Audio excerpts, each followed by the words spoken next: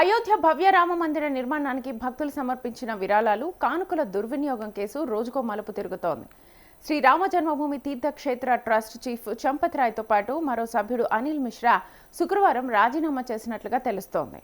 అవకతవకలకు నైతిక బాధ్యత వహిస్తూ వారిద్దరూ పదవుల నుంచి తప్పుకున్నట్లుగా ప్రచారం సాగుతోంది. అయితే చంపత్ రాయ్, అనిల్ మిశ్రా రాజీనామా చేసినట్లుగా తమకు ఎలాంటి సమాచారమూ లేదని విశ్వ హిందూ పరిషత్ వెల్లడించింది. రాజీనామాపై సంప్రదించడానికి ప్రయత్నించగా వారిద్దరూ అందుబాటులోకి రాలేదు.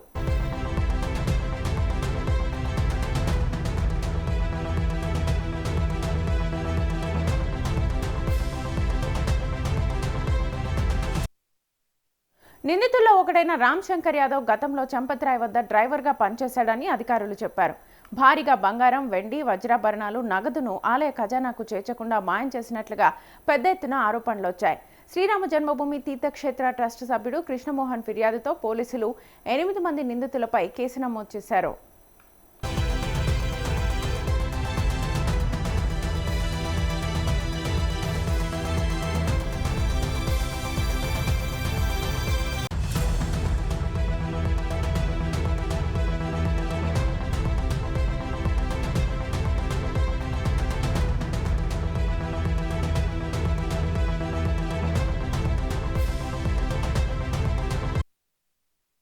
దీనిపై సమగ్ర విచారణ కోసం ఉత్తరప్రదేశ్ ప్రభుత్వం ప్రత్యేక దర్యాప్తు బృందాన్ని ఏర్పాటు చేసింది.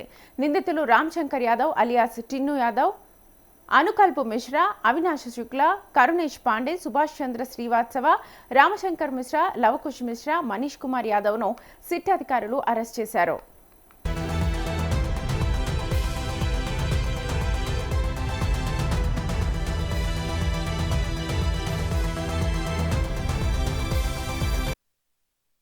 ట్రస్ట్ చీఫ్ చంపత్ రాయ్కి అత్యంత సన్నిహితుడైన ఆయన డ్రైవర్ రామ్ శంకర్ యాదవ్ అలియాస్ టిన్ను యాదవ్ ఈ కేసులో ప్రధాన నిందితుడు కావడం గమనార్హం.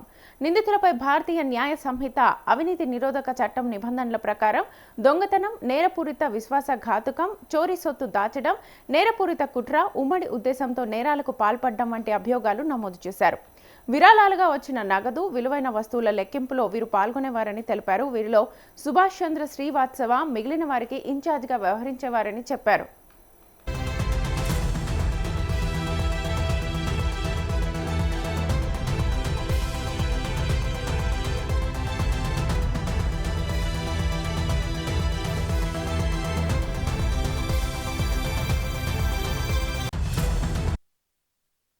ఎనిమిది మంది నిందితులను తదుపరి విచారణ నిమిత్తం ఈ నెల 29 దాకా పోలీస్ కస్టడీకి అప్పగిస్తూ కోర్టు శుక్రవారం ఆదేశాలు జారీ చేసింది.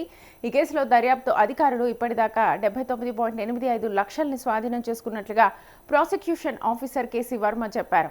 అరెస్ట్ అయిన వారిలో 5 నుంచి 6 వ్యక్తులు బ్యాంకు ఉద్యోగులని, ఆలయంలో స్వీకరించిన నగదు విరాళాలను లెక్కించే పని కోసం వారిని నియమించారని, వారు బ్యాంకు నుంచి జీతాలు పొందుతున్నారని తెలిపారు.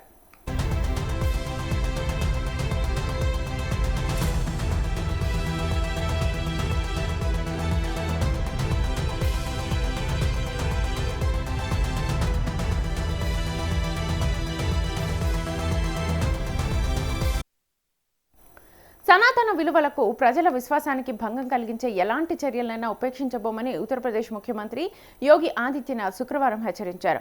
అయోధ్య ఆలయ గౌరవాన్ని కాపాడడమే తమ కర్తవ్యమని చెప్పారు. ఎవరు తప్పు చేసినా శిక్ష నుంచి తప్పించుకోలేరని తేల్చి చెప్పారు. కొన్ని రాజకీయ పార్టీలు పని కట్టుకుని రామభక్తులే లక్ష్యంగా అయోధ్య ప్రతిష్టను దిగజార్చేందుకు ప్రయత్నిస్తున్నాయని ఆరోపించారు.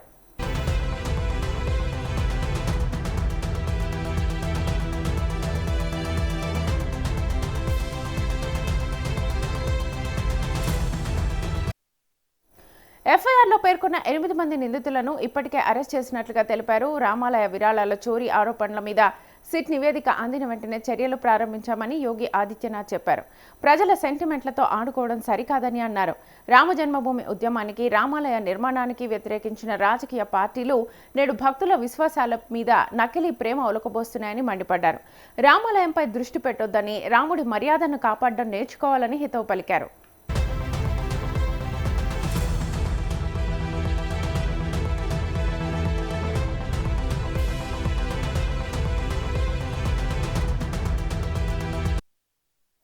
శ్రీరామ జన్మభూమి తీర్థక్షేత్ర ట్రస్టుకు శివసేన తరఫున ఇచ్చిన కోటి విరాళానికి ఇప్పటి వరకు రసీదు అందలేదని పార్టీ సీనియర్ నేత సంజయ్ రావుత్ శుక్రవారం ఆరోపించారు. పార్టీ ఇచ్చిన వెండి ఇటుకకు కూడా రసీదు అందలేదన్నారు. విరాళాల చోరీ సొమ్ముతోనే ఎంపీలు, ఎమ్మెల్యేలను బీజేపీ కొనుగోలు చేసిందని ఆరోపించారు.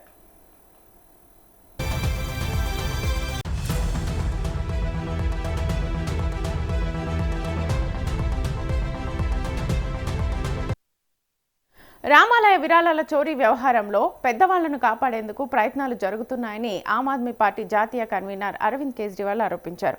విరాళాల చోరీతో మహాపాపానికి ఒడిగట్టిన వారికి భగవంతుడు అత్యంత కఠినమైన శిక్ష విధించాలని వేడుకున్నట్లుగా తెలిపారు. అయోధ్య పోలీసులు దాఖలు చేసిన ఎఫ్ఐఆర్ ఒక బూటకమని మండిపడ్డారు.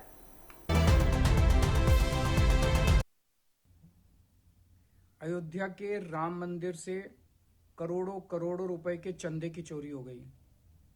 बताया जा रहा है कि लगभग 200 करोड़ रुपए का तो कैश ही चोरी हो गया और कई हीरे जवाहरात के बक्से चोरी हो गए और एक भी एफआईआर नहीं हुई है।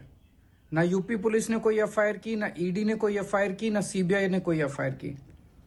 केंद्र में और यूपी में दोनों जगह इनकी सरकारें हैं, कोई रेड नहीं, कोई गिरफ्तारी नहीं। कह रहे हैं बहुत बड़े बड़े नाम शामिल हैं, कार्रवाई हुई तो सरकार भी गिर सकती है। आपके हिसाब से किसे बचाना जरूरी है, सरकार को या करोड़ों करोड़ों लोगों की आस्था को?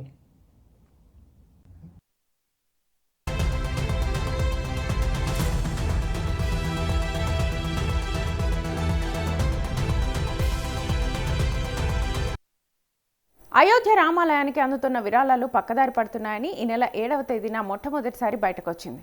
శ్రీరామ జన్మభూమి తీర్థక్షేత్ర ట్రస్ట్ వినతి మేరకు ఉత్తరప్రదేశ్ ప్రభుత్వం 13న సిట్ని ఏర్పాటు చేసింది. సిట్ 23న ప్రభుత్వానికి ప్రాథమిక నివేదికను సమర్పించింది. 25న ఎఫ్ఐఆర్ నమోదు కాగా సిట్ సిఫారసుల మేరకు పోలీసులు నిందితులను గురువారం రాత్రి అరెస్ట్ చేశారు.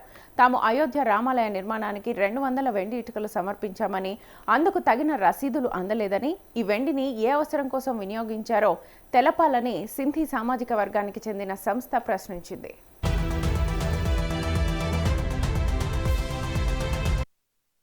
तो मुझे लगता है कि अगर वैसे देखो चंपत राय जी क्योंकि बहुत आरएसएस संघ के बड़े प्रचारक हैं और राम जन्मभूमि के लिए जब से राम जन्मभूमि मंदिर निर्माण हो रहा है तब से बड़ी मेहनत किया है उन्होंने।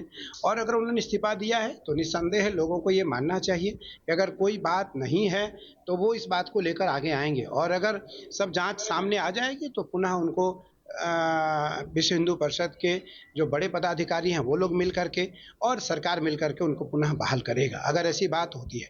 अगर कोई बात आती है तो निसंदेह जांच में जिसका नाम आएगा सरकार उसको दंडित करेगी, सरकार उसको दंड देगा। देखो इस्तीफा तो क्योंकि जो सज्जन लोग होते हैं, अच्छे लोग होते हैं, बड़े लोग होते हैं, वो छोटी सी बदनामी से डरते हैं, छोटी सी भी बदनामी से डरते हैं। तो उन्होंने भय बस, डर बस या सामाजिक प्रतिष्ठा बस उन्होंने इस्तीफा दिया है। तो मुझे लगता है उनके इस्तीफा को स्वीकार करते हुए जांच कमेटी जांच कर रही है। जांच में किसी प्रकार का अगर कोई दोषी पाया जाता है तो भारत सरकार के द्वारा और राज्य सरकार के द्वारा वो बख्शा नहीं जाएगा।